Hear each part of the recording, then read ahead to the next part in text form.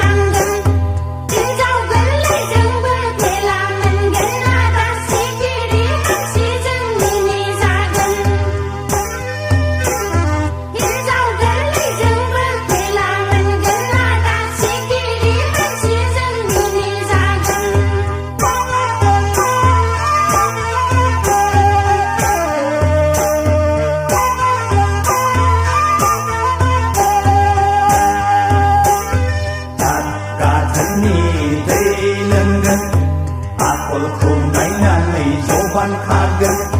xa cả thân nhị tê lần gần cô này này dấu văn khá gần tên lại mang đi không thô nàng khai ra tình bây giờ gỡ ra không thô là khá khá ra tên lại mang đi không thô nàng khai ra tình bây giờ gỡ ra không thô là khá khá ra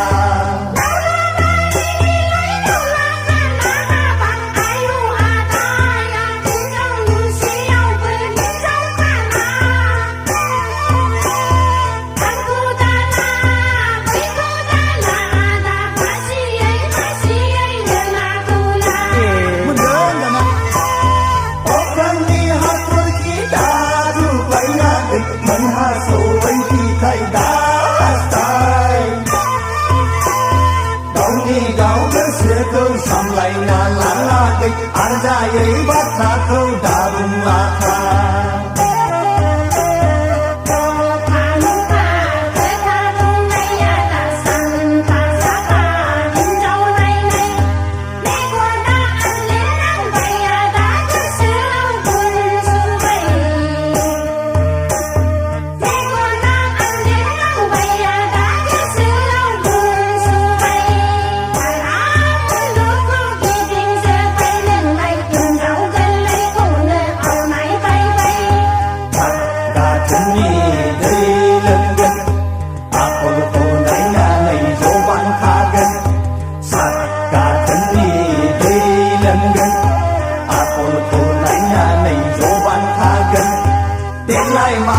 không thô nàng khai la địch bây giờ gỡ ra không thô